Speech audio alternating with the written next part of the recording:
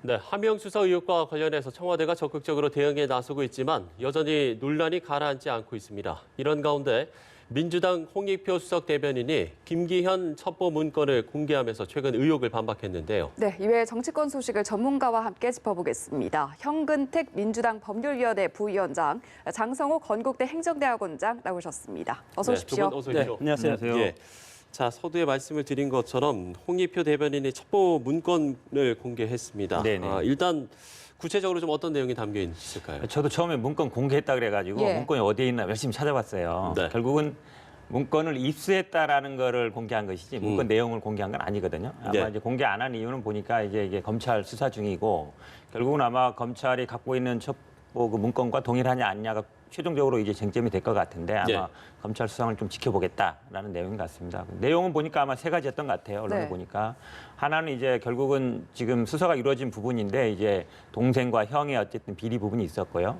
그다음에 비서실장에 대한 부분은 보니까 뭐 지금 비서실장에 대한 조사도 이루어진 걸로 알고 있지만 아마 첩보 문건에는 비서실장이 뭐 인사와 관련해서 뭐 약간 관여하지 않았느냐, 돈 받고 인사했다 이런 내용이었던 것 같고요. 또 다른 내용은 아마 측근들이 뭐 레미콘 업체에 뭐 예. 선정하는 과정에 관여하지 않았느냐 세 가지 정도로 내용이 나오는 것 같습니다. 지금 보니까. 네, 일단 이 보고서 원본은 청와대와 검찰만 보유하고 있던 것으로 네네. 좀 알려지고 있었는데 어떻게 입수했느냐 이 부분에 대해서도 궁금증을 잘 그렇죠. 가지고 있거든요. 근데 이제 이게 지금 문건이 아마 생산자가 아마 이거 전 부시장으로 알고 있는데 예. 이분이 아마 뭐 청와대에다 제보를 했다는 식으로 나오고 있잖아요. 근데 우리 홍익표 수석 대변인이 마침 행원입니다. 행원이라면 아마 물론 저도 정확히 모르겠는데 정상적인 어떤 의정 활동이었다라고 하는 걸 보면 예. 결국 행원이가 뭐 경찰청도 관할로 하고 있잖아요. 아마 그런 뭐 예를 들어 자료 협조 요청이라든지 이렇게 입수한 것 같습니다. 근데 지금 말씀하시는 걸 보면 이 사건이 불거지기 전, 그러니까 한 달 전에 이미 입수하고 있었다라고 얘기하고 있는 걸 보면 홍익표 수석 대변인이 예전에 이 고래고기 사건 관련해서도 행안위에서 문제제기를 한 적이 있었거든요. 예. 그럼 아마 울산 그 지역에서 벌어진 이런 일들에 대해서 쭉 관심을 갖고 와서 아마 뭐 이게 논란이 불거진 다음에 입수했다 그러면 뭔가 뭐 문제가 있을 것 같은데 네. 그 전에 입수했던 걸로 보면 아마 정상적인 의정 활동의 일환이 아니었는가 이렇게 보고 있습니다. 예, 뭐 말씀을 해주셨습니다만 이미 뭐 한 달 전에 입수를 했다라고 이야기를 하고 있습니다만 그럼에도 일단 뭐 입수 경위에 대해서 좀 논란의 목소리도 좀 있는 것 같긴 합니다. 글쎄 뭐 여당 중진 의원이죠. 행안위 소속이고 관련 상임위가 경찰이기 때문에 이것에 대해서 유출 경로를 밝힐 가능성은 거의 제로라고 봅니다. 네. 예. 이런저런 검찰과 경찰의 어떤 사적 라인을 통해서 이것을 입수를 해서 입수를 했다는 것뿐이지 구체적인 경로를 얘기하면 또 예. 유출 당사자가 상당히 법적인 책임을 져야 되는 것 아니겠습니까?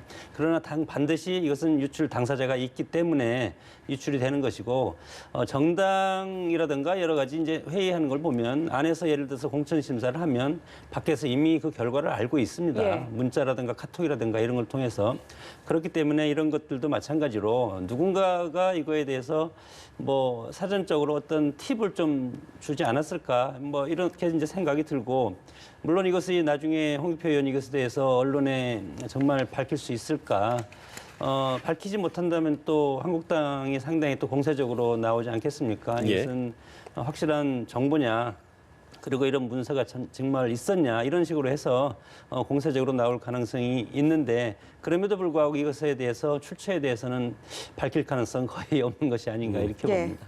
예. 저는 근데요, 이게 사실은 뭐 그냥 개인적으로 누가 전달해 주거나 그렇지는 않았을 것 같아요. 보통 국회의원들이 뭐 업무적으로 이제 자료 공개 요청을 하면 예. 예를 들어서 뭐 그게 뭐 개인정보에 벗어나지 않는다든지 이런 경우는 예. 공개를 하거든요, 대부분. 아마 그런 식으로 입수될 가능성이 더 많다. 그러니까 국회의원이기 때문에 정보 공개 요청, 자료 요청을 할 수 있고 네. 경찰청에서 주지 않았을까. 개인적으로 그렇게 보는 게 더 타당한 것 같지. 이걸 개인적으로 누구한테 사적으로 얻었지는 않았을 가능성이 높지 예. 않다고 봅니다. 이건 뭐 저 순수한 생각입니다.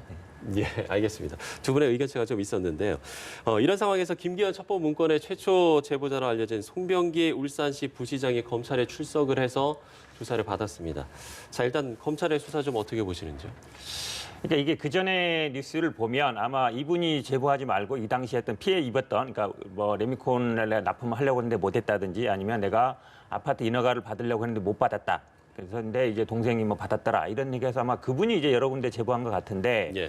이분은 그러니까 지금 부시장 같은 경우에는 어찌 보면 본인이 직접 이 사건에 관계 있는 분은 아니잖아요. 그러니까 본인이 피해자거나 이건 아니란 말이죠. 물론 피해자가 아닌 분도 뭐 고발은 할 수 있어요. 당사자가 아니면. 그럼 아마 가장 검찰이 물어볼 이유는 왜 이 제보를 했느냐라고 가장 물어보겠죠. 예. 당신이 이 사건과 직접 관계가 없는 사람인데 왜 물어봤느냐, 왜 제보를 했느냐 이거 물어볼 때 같고, 그 다음에 아마 지금 언론에 나온 내용을 보면 그 지금 핸드폰 관련해서 경찰과 검찰이 충돌하고 있는데 어제인가 그제 이제 언론 보도에 보면 거기 황운하 청장이 직권남용 피의자라고 돼 있어요. 그 핸드폰과는 사실 어찌 보면 직접 관계 없는 것 같은데 그렇게 본다 그러면 황운하 청장이 이 수사팀을 뭐 교체했다, 인사팀을 교체하고 그다음에 수사를 지휘했다는 얘기가 나오는데 예. 그러면 황운하 청장이 어떤 식으로 수사를 했는지 제가 보기에 아마 이분한테 많이 물어볼 것 같아요. 이분이 그러면 예를 들어 가서 어떤 조사를 받았느냐, 황운하 청장의 관계가 어땠느냐, 결국은 그럼 당신이 왜 직접 이해 당사자도 아니면서 제보를 했고 어떤 내용의 수사를 했느냐. 그다음에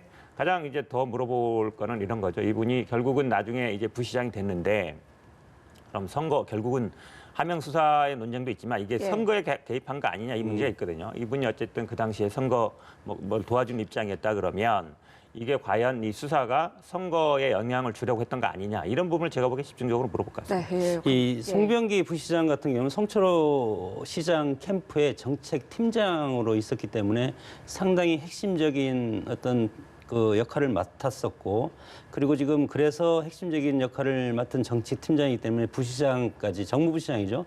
여기까지 이제 올라갔는데 뭐 여러 가지 뭐 지금 집무실이라든가 관용차 등도 이제 압수수색을 해서 이제 검찰 조사도 받고, 그런 것들을 보면 부당한 연루 정황이 어디까지인가 구체적으로 이제 파악을 했을 개연성이 상당히 크고, 네. 특히 이 제보 경위에 있어서 청와대가 지시가 있었냐 없었냐, 그리고 여기엔 더 나가서는 이제 조국 전 민정수석까지 이제 연결을 시키려고 하는 것이 이제 검찰의 의도인 것 같고, 다른 말로 하면 이제 청와대가 먼저 물었는지, 그리고 윗선이 있는지, 이런 것들도 아주 검찰에서 핵심적으로 집요하게 이거에 대해서 뭐 질문을 했을 가능성이 크고, 이것을 네. 규명하기 위해서 검찰 쪽에서 상당히 노력을 하고 있는 것이 아닌가 이렇게 판단이 됩니다. 네, 여러 가지 지금 파악되고 있는 논란을 짚어주셨는데, 논란 가운데 큰 줄기 중에 하나가 지금 지방선거 전에 송병기 부시장이 청와대 행정관을 만나서 뭐 네네. 해당 공약을 논의했느냐 네네. 이와 관련된 부분인데, 이런 논란에 대해서는 어떻게 좀 그러니까 지켜보고 계십니까? 어찌 보면 이제 출마 예정자가 청와대 행정관을 만나서 공약에 대해서 뭔가 뭐 확인한 게 적절하지 않지 않느냐 이런 얘기가 있는데요. 예, 사실은 예. 이 울산 지역의 공공병원 건립은 굉장히 오래된 이슈예요. 2012년 대선 때도 뭐 박근혜 후보나 그 당시에 문재인 후보도 다 공약으로 내세웠고, 이 김기현 시장 같은 경우에도 뭐 2017년 6월에도 보니까 시도지사 간담회 때 문재인 대통령에게 건의도 하고, 뭐 7월 달에도 민주당 정책위원장도 만나기로 했었거든요. 근데 지금 이제 현 시장 같은 경우에는 그 당시에는 어찌 보면 이런 어떤 예를 들어서 뭐 시도지사 간담회라든지 아니면 당에 직접 물어볼 수는 없잖아요. 그러니까 아마 이게 당직자 통해서 아는 분한테 물어본 것 같은데, 예를 들어서 이게 없는 공약을 이 당시에 예를 들어서 이게 잘 몰랐다가 행정관을 만나서 예. 이게 대통령 공약이 들어있구나. 그러니까 내가 이거 이제 공약으로 삼아야 되겠다. 이런 예. 과정이 아니라 이미 다 이제 지역에서 울산에서 굉장히 이슈가 되는 상황이었는데, 사실 내 관계를 좀 확인하는 차원이었다 그러면 저는 뭐 큰 문제는 없다고 봅니다. 왜냐하면 지금 청와대 해명도 보면 결국 자치발전 행정비서관실 행정관이라는 게 자치발전 행정 그 비서관이라는 게 이제 지방자치에서 예. 어떤 것들을 하는 거거든요. 이미 공약이 예. 들어있는 내용이고, 이런 부분에 대해서 물론 이제 아마 정상적인 절차였다 그러면 뭐 국회의원실을 통한다든지 이랬으면 좋겠지만, 이분이 그 당시는 어찌 보면 원외 인사고 이러다 보니까 뭐 물어본 것 같은데, 제가 보기에 뭐 특히 크게 시점과 부적절한 것 같지는 관련해서 않습니다. 좀 논란이 있잖아요. 지방선거 5개월 전에 만났다는 점에 대해서는 그러니까 결국은 아마 선거를 저도 뭐 선거 예. 준비를 해보면요, 결국은 이 공약 진행 사항 같은 것들은, 그러니까 사실은 뭐 공약은 나와 있지만 어느 정도 진행이 되는지는 개인적으로 물어볼 수밖에 없어요. 그러면 보통 의원들한테 물어보거나 아니면 이렇게 되는데, 이분이 그 당시에 아마 물론 제가 봐도 뭐 지역에, 근데 저희 당이 이제 뭐 그쪽 지역에 뭐 국회의원이 많이 있거나 이렇게 아니기 때문에 뭐 아마 개인적인 소개를 통해서 만난 것 같은데, 이게 예를 들어서 없는 공약이 아니었기 때문에 예. 제가 보기에는 뭐 선거 개입이다라고까지 보기에는 좀 부적절한 것 같습니다. 네, 교수님은 좀 다른 생각을 가지실 수도 있을 것 같은데 어떤 생각 갖고 계세요? 이제 복지하고 공공복리 같은 경우는 어차피 공공성과 이제 선심성과 이제 구분을 해야 될 필요가 있습니다. 여기에서 공공병원 설립 같은 경우는 그 지역의 수건 아니었습니까? 그 수건이었는데 집권당 후보가 이거에 대해서 청와대 인사가 와서 이렇게 언론에 노출되는 것 자체는 사실은 그 유권자들이 상당히 오해를 할 가능성이 상당히 크기 때문에 집권당의 처신은 상당히 중요해야 되고 예. 대통령이 되면 결국은 지역균형과 탕평 정책을 써서 전 국민의 그리고 정파를 아우르는 그런 어떤 지역 개발이라든가 이런 걸 해야 되지 않겠습니까? 그럼에도 불구하고 이제 이 지역에 가서 예를 들어서 한국당 후보도 같이 해서 지역 현안을 이렇게 협의하는 자리를 언론에 노출되면서 갖는다는 것은 공공성과 선심성을 배제된 이런 측면에서 긍정적인 것으로 저는 보입니다. 그러나 특정 정당 후보자를 만나서 언론에 노출됐다든가 이런 것들은 약간 오해할 가능성이 있는데 이것은 뭐 심증은 있지만 물증이 없는 역대 정권에서 뭐 상당히 이런 식으로 많이 이제 하는 모습들이 이제 보여져 왔고 네. 그래서 그렇지만 그럼에도 불구하고 정권은 그야말로 국민의 어떤 정부이기 때문에 이거에 대해서는 상당히 앞으로는 조심해야 될 필요는 있다 그렇게 봅니다. 예. 조금 하나 추가하면요. 사실은 예. 이제 이 김기현 전 시장 같은 경우에도 민주당 인사들도 만나고 정책위장도 만나고 했어요. 근데 이분들이 사실은 어찌 보면 넓게 보면 그것도 그럼 선거 앞두고서 선거운동 아니냐 이렇게 볼 수 있지만 사실상 어찌 보면 현직에 있는 분들은 그렇게 합니다. 그걸 해서 또 사진도 찍고 언론에도 공개도 하면서 근데 그걸 선거운동이라 하진 않거든요. 시장이니까. 근데 이분이 지금 말씀처럼 이제 현 지금 송철호 시장 같은 경우에는 비공개로 만난 거예요. 공개 예. 예를 들어서 만난 거를 예를 들어 청와대 사람 만나가지고 이거를 뭐 공약을 해왔다 이렇게 하면 사실 문제가 되겠죠. 근데 예. 그런 예. 과정은 아니었고 또 한 가지 말씀드리고 싶은 거는 이걸 마치 그 당시에 이제 지금 송병기 부시장하고 같이 갔기 때문에 몇 달 전에 그러니까 한 3, 4개월 전에 제보도 하고 예. 그다음에 또 후에 뭐 청와대 행정도 만났고 이게 처음부터 잘 짜여진 스토리 아니냐 이제 이런 의심은 좀 있는 것 같아요. 근데 아마 이 제보하거나 이거는 이제 이 송병기 부시장 하기 전에도 이해관계 있는 분들이 여러 제보가 있었거든요. 이분이 또 청와대만 한 게 아니라 뭐 여기저기 뭐 당에도 하고 그다음에 뭐 여기 경찰에도 하고 검찰에도 여러 군데 제보를 했었거든요. 그렇게 본다 그러면 마치 이제 처음부터 선거를 어떤 기획하기 위해서 지금 이제 김기현 시장을 떨어뜨리기 위해서 제보도 하고 가서 뭐 공약도 뭐 좀 만들어 오고 이렇게 보는 거는 좀 아닌 것 같습니다. 네. 예. 뭐 청와대 관계자를 만난 논란을 저희가 좀 짚어봤고요. 어쨌든 지금 민주당에서 특검 카드를 좀 꺼내드렸습니다. 일단 민주당의 좀 대응을 어떻게 바라보시는지요? 글쎄요, 뭐 검찰을 이제 못 믿겠다, 정치 검찰이다, 검찰이 정치적으로 수사를 하고 있다. 저는 상당히 이제 아이러니하고 역설적으로 좀 들립니다. 사실 검찰의 어떤 중립성 그리고 문재인 대통령도 최근에 말씀하시지 않았습니까? 성역 없이 정부 지휘 고하를 막론하고 수사를 해라. 이런 식으로 지난번 윤석열 총장 임명장 수여하는 그 자리에서 그렇게 얘기했는데 근데 이제 조금 저는 이제 앞서가는 것이 아닌가 이렇게 생각이 들고 검찰과 법원은 저는 뭐 물론 검찰은 대통령이 직속이지만 행정부 소속이지만 그럼에도 불구하고 사법권 영역이 아주 중요한 어떤 포지션이라고 생각이 들기 때문에 예, 예. 이거에 대해서부터 정치 검찰이라고 이렇게 매도하거나 또는 특검을 여당에서 먼저 지금 들고 나온 것이 좀 예.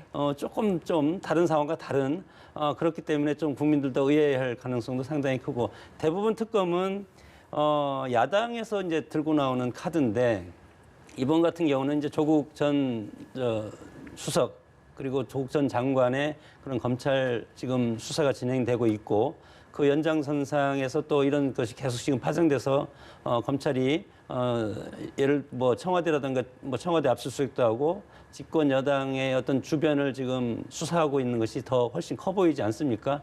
이런 상황에서 이제 특검 카드를 꺼내는 것은 지금 현재 윤석열 검찰이 약간 정치적인 수사를 하고 있다. 다른 말로 하면 검찰 개혁을 막아보고자 하는 그런 의도가 다분하다. 이런 뜻으로 저는 이제 해석이 들기 때문에 예.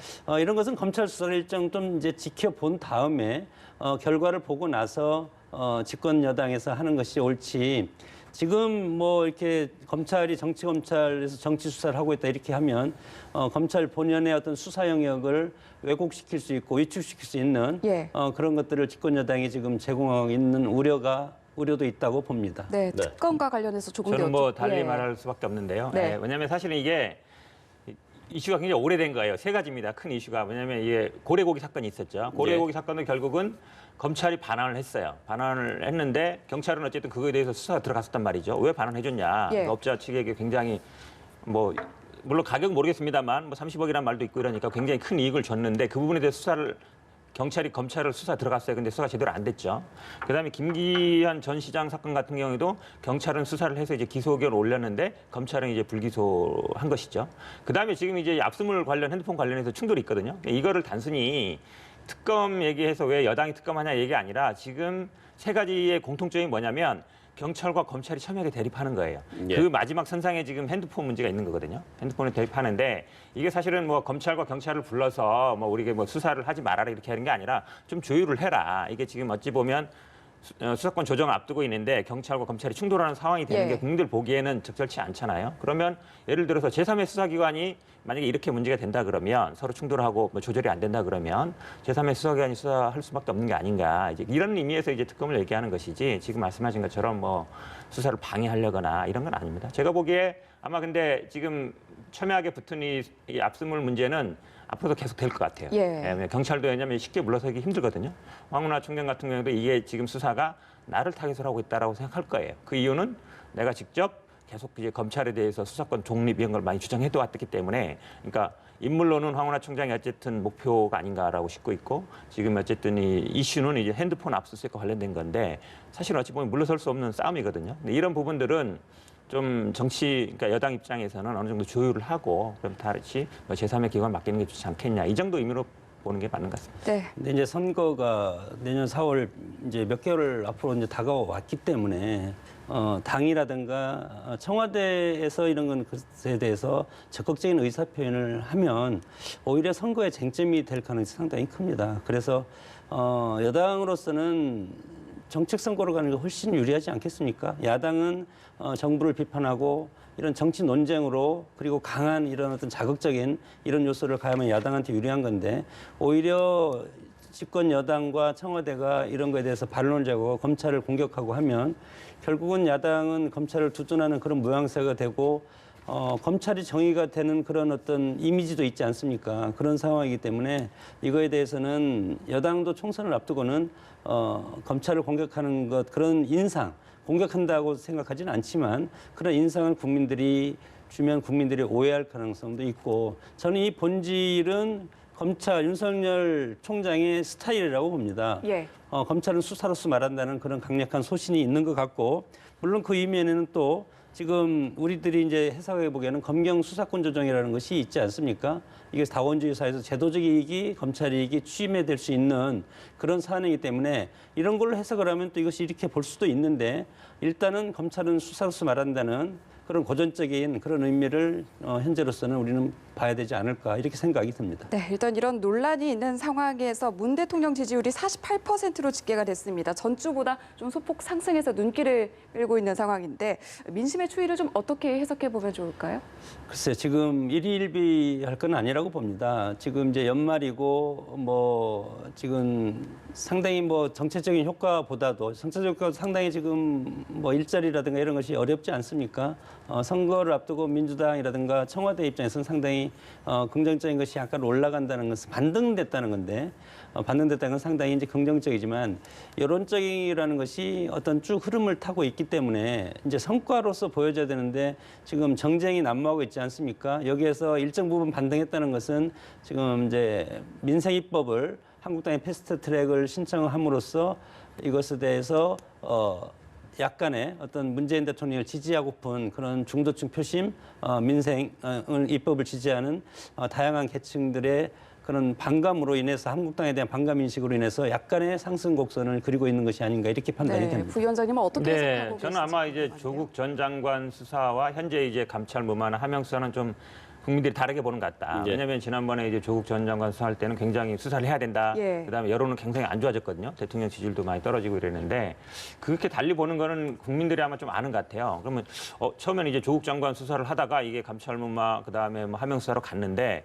조국 장관 수사는 어디로 갔지? 개인 비리에 대한 게 뭐 기소한다, 뭐 소환한다 얘기 있었는데 왜 그거는 기소를 안 할까 이 생각을 할 것 같고요.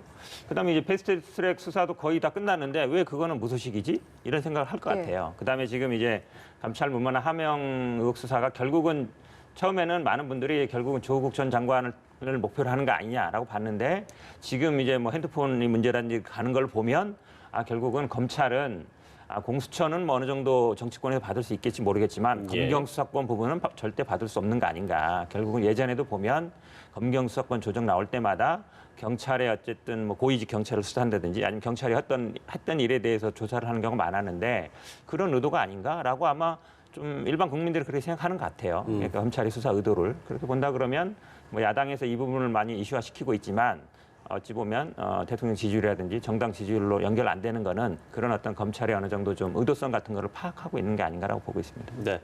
자, 대통령의 지지율까지 저희가 짚어봤고요. 마지막으로 좀 자유한국당 이야기를 해보도록 하겠습니다. 나경원 원내대표가 이제 오늘 11일 끝으로 임기를 마치게 되는데 격동의 1년이었다 이렇게 또 소회를 밝히기도 했습니다.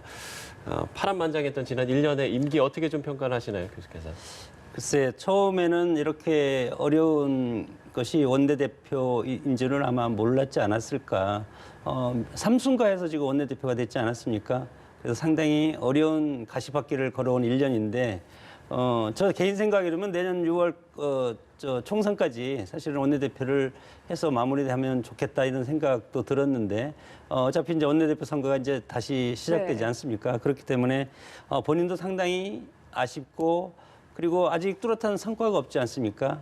다른 말로 하면 소리 없는 아우성이 가득한 지난 1년. 그것이 야당의 현실이고 한계입니다. 여당 같은 경우는 그래도 정책적인 성과도 내고 국정에 각종 드라이브를 내면서 힘 있는 원내대표로서 국민들한테 어필할 수가 있는 기제가 상당히 많은데 야당은 그런 것들이 하나도 없지 않습니까? 그리고 수적으로도 현재 4+1 협의체를 지금 여당이 구성을 해놓고 있기 때문에 한국당 입장에서는 수로서도 되지도 않고 이런 상황에서 상당히 역부족이고 그럼에도 불구하고 또 국회에서 과거처럼 이렇게 빗장을 틀어잠그고 하는 그런 것도 지금 할 수가 없고 또 그런 것도 지금 검찰 조사를 받고 있지 않습니까? 그렇기 때문에 이런저런 여러 가지로 야당의 한계를 뼈저리게 느낀 그런 나경원 원내대표. 그러나 나름대로는 이제 최선을 다했다고 보는데 그럼에도 불구하고 의회는 정책적 성과를 내야 됩니다. 예. 대화 타협의 산물이 별로 없었던 것이 그래도 타협의 산물을 보여야만이 원내대표로서 야당 원내대표지만 그런 것들 어떤 뭐 공과를 인정받을 수가 있을 텐데 네. 그런 것들이 상당히 없고 다음 원내대표한테 바통을 넘겨주는 그런 한계점을 보였다고 봅니다. 다음 원내대표 얘기를 하셨으니까 차기 원내대표에도 관심이 쏠리고 있는데 네. 어떤 부분이 가장 큰 변수가 될 것으로 보십니까? 뭐 외부적으로는 뭐 친황이냐 뭐 반황 비황이냐 이런 식으로 해서 지금 황교안 대표가 지난 단식을 통해서 정치인으로서 어떤 그 리더십이라든가 당내 장악력은 상당히 강화된 것이 아닌가 싶고 그래서 지난번에 인적 개편을 단행했고 그리고 이제 두 번째 카드로서 원내대표 선거를 물론 월권이라는 그런 비난도 받았지만 지금 이제 10일 날 원내대표 선거를 치르지 않습니까? 네. 그러면 그런 차원에서 봤을 때는 원내대표 선거가 상당히 황교안 대표의 의중이 어디에 실리냐에 따라 상당히 이제 중요하고 그랬을 때 지금 윤상현 의원과 그리고 김선동 의원, 유기준 의원이 이제 친박 쪽이죠. 그리고 심재철 강석호 의원이 비황 쪽인데 이런 상황에서 봤을 때 지난번에 그 당직 개편할 때도 그 통합과 전진이 초재선 그룹인데 측근 그룹으로 황교안 대표 측근 그룹으로 지금 떠 있습니다. 그래서 여기에서 어떤 향배가 어디로 가냐가 상당히 예. 중요할 것 같고 이런 차원에서 친박인 윤상현이라든가 유기준 의원 이런 분들이 상당히 유리한 고지를 점하지 않을까 이렇게 개인적으로 전망을 합니다. 예. 네, 지금 윤석열 의원 같은 경우는 출마를 철회한 상태로 네. 지금 전해지고 있고요.